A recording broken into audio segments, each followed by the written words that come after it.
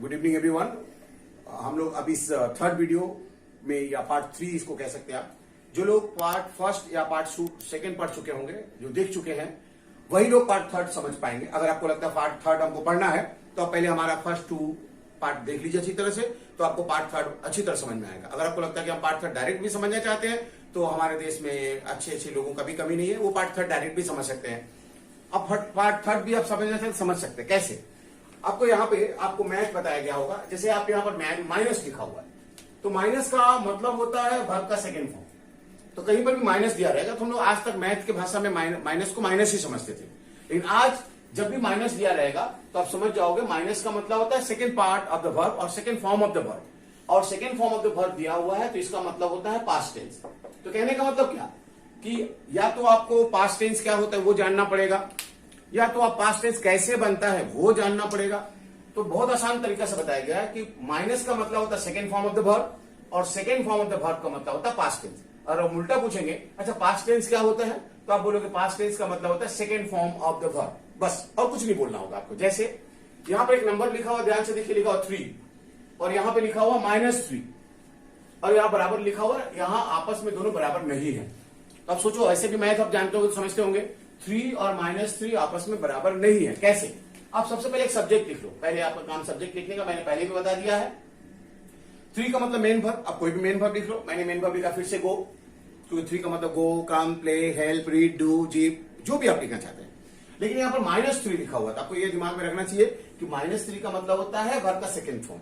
तो अगर आप गो लिखते हो फर्स्ट फॉर्म में तो आपको मालूम होना चाहिए गो का सेकेंड फॉर्म वेंट होता है, क्योंकि यहां पर माइनस दिया हुआ और माइनस का मतलब सेकेंड फॉर्म होता है। तो ये आपका सेकेंड फॉर्म बन गया। लेकिन अगर आपको सेकेंड फॉर्म गो का वेंट पता नहीं है, आपको लगता है कि सर हमको गो का सेकेंड फॉर्म वेंट पता है, लेकिन ऐसे ऐसे करके तो बहुत सारे वर्ब है और सभी वर्बों का थर्ड फॉर्म पता करना आसान नहीं है, तो क्या करोगे? जब आपको पता चल जाएगा कि गो का सेकेंड फॉर्म वेंट होता है तो बहुत अच्छा है। अगर आपको लगता है कि गो का सेकेंड फॉर्म वेंट पता नहीं है या पता है, कभी कभी कंफ्यूजन होता है कि सर वेंट है कि वांट है, कंफ्यूज हो रहे हैं कि गो का सेकेंड फॉर्म वेंट होता है कि वांट होता है, नहीं वेंट होता है। तो अब ऐसा कंफ्यूज हो रहे हो तो अब कंफ्यूज मत हो, अब भूल जाओ कि आपको गो का सेकेंड फॉर्म वेंट पता है। अब समझ लो आपको पता ही नहीं, आपको मालूम ही नहीं है, तब भी आप क्या करोगे, यहां पे गो लिखोगे, गो के पहले अब डीड को ऐड करोगे, did plus go equal to went. तो या तो आप डायरेक्ट वेंट लिखो, अगर वेंट पता है तो कंफर्म है। तो अगर आपको वेंट कंफर्म नहीं है तो आप उस मेन वर्ब से पहले जो आप फर्स्ट फॉर्म में लिखे थे उसको लिखकर उसके पहले डीड शो करेंगे तो उसका वैल्यू वेंट हो जाएगा। इसका कहने का मतलब है कि अगर वेंट 1 रुपया है तो डीड 50 पैसा, गो 50 पैसा। वो तो पूछते हैं सर हम वेंट के बदले में अगर डीड गो लिखेंगे तो ये सही होगा क्या? तो आप अपने आप से पूछिए कि अगर आप 1 रुपया की जगह पे 2.50 पैसा ले जाएंगे तो गलत होगा क्या?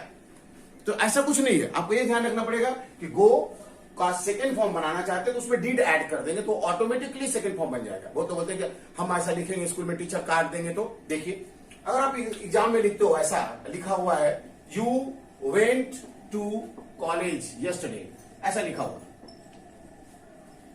You went to college yesterday. अगर किसी ने कहा इस सेंटेंस को इंटरोगेटिव करो, इस सेंटेंस को नेगेटिव करो, तो आप कैसे करोगे? तो आपको तो पहले जानना पड़ेगा कि वेंट को हम लोग फैक्टर करेंगे, और अभी भी मालूम चला कि वेंट का फैक्टर होता है डीड प्लस गो। तो हम लोग पहले वेंट को 2 हिस्सा में तोड़ेंगे, तो डीड होगा और गो होगा। तो ये डीड और गो कौन लिखेगा? जिसको मालूम चलेगा कि ये वेंट बना है डीड गो से।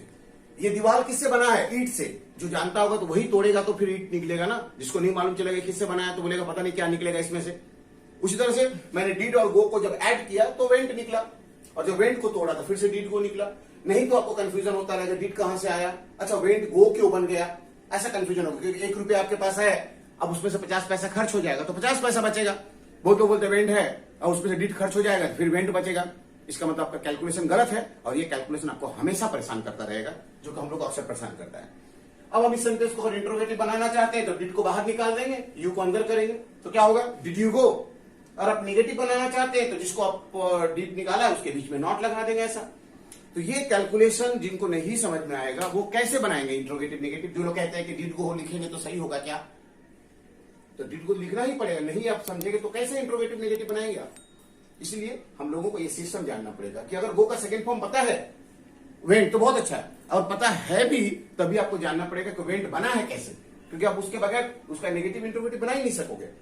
इसीलिए आपको ये जानना जरूरी है कि कैसे हम लोग इसको पास्ट टेंस कर रहे हैं, कैसे हम लोग इंट्रोगेटिव कर रहे हैं, कैसे उसको नेगेटिव कर रहे हैं, ये ज्यादा जरूरी है हम लोगों को जानना। जब ये हम लोग समझ जाते हैं तो हम लोग वापस अपने फॉर्म में चले जाते हैं कि आपको उसी तरह से बाकी नंबर्स पे रहेंगे। यहां पे एक नंबर दिया हुआ रहेगा 13 और यहां पे दिया रहेगा -13, तो ऐसा 13 दिया रहेगा। तो आप क्या करोगे, पहले सबसे पहले सब्जेक्ट लिख लो। ऐसा सबसे पहले आपको सब्जेक्ट लिखना बहुत जरूरी है। 1 का वैल्यू होता है इजेमार, तो आप यहां पर यू के साथ आर लिखेंगे। यहां पर भी आप यू के साथ लिखोगे, लेकिन यहां 1 के पहले माइनस लिखा होगा, और अभी मान लो चला माइनस का मतलब होता है सेकंड फॉर्म। तो अब आर से पूछो कि आर तुम्हारा सेकंड फॉर्म क्या है। मैंने अभी थोड़ा पहले लिखा था आर का सेकंड फॉर्म होता है वॉर। हम इंडियन लोग इसको वेयर पढ़ते हैं, लेकिन इसका असल प्रोनाउंसिएशन अमेरिकन एंड ब्रिटिश लोग कहते हैं वॉर। तो इसका मतलब यू के बाद में वॉर लिखा हुआ। अब सोचो मैथ के हिसाब से कि यहां से 1 का वैल्यू मैंने बैठा दिया और यहां से 3 का भी वैल्यू बैठा दिया। दोनों में कॉमन क्या दिखाई पड़ा, 3, मतलब दोनों में ही 3 बचा हुआ है, और 3 का वैल्यू होता है सिर्फ मेन वर्ब। मैंने लिखा गो और यहां पर भी लिखा गो। अब आर कहता है कि मेरे बगल वाले को आईएनजी करना है, गो को गोइंग कर दिया। वेयर भी कहता है मेरे बगल में आईएनजी करना है। जब मैंने लिखा था तो ऐसे एरो किया था और उसके बगल में लिखा था कि भर में आईएनजी करना पड़ेगा। इसका मतलब आर सिर्फ वेयर बन जाता है और गोइंग वैसे का वैसे रहता है। आर के साथ भी आईएनजी होगा तो गोइंग होगा, वेयर के साथ भी आईएनजी होगा तो गोइंग होगा। तो ये प्रेजेंट कंटिन्यूअस टेंस है, वो पास्ट कंटिन्यूअस टेंस है।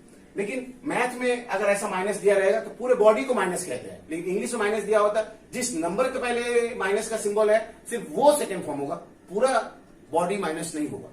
उसी तरह से यहां पर दूसरा नंबर होगा 23, तो आप इसको -23 करेंगे तो आपको समझ में आ जाएगा कैसे करने। इसके बाद का सिस्टम आप खुद समझ जाओगे। दोनों पहले सब्जेक्ट लिखोगे आप, और 2 का मतलब होता है हैव, लेकिन यहां पर 2 का मतलब होता है हैड। क्यों हैड होगा, क्योंकि हैव का सेकंड फॉर्म हैड होता है। मैंने लिख के दिखाया था, वो 2 का मतलब टू हैव का मतलब हैव या हैज, सेकंड फॉर्म हैड। और 3 यहां पर भी गो होगा और 3 यहां पर भी गो होगा। और हैव और हैज कहता है मेरे बगल वाले को थर्ड फॉर्म करना होगा, तो गो का थर्ड फॉर्म गॉन होता है। अभी बताया गया आपको, यहां पर भी गो का गॉन होगा। तो आपने क्या देखा कि कैसे हम लोग मैथ्स के मदद से, कुछ नंबरों की मदद से, कुछ टेक्निकल तरीकों से हमने पूरे सिस्टम को ऐसा बनाया है कि आप कोई भी तरह का स्टूडेंट, किसी भी मीडियम का स्टूडेंट, किसी भी स्टैंडर्ड के स्टूडेंट, किसी भी उम्र के स्टूडेंट बहुत ही आसानी से इंग्लिश को सीख सकेंगे। ये रहा हम लोग का third chapter of 1 to 3। Thank you.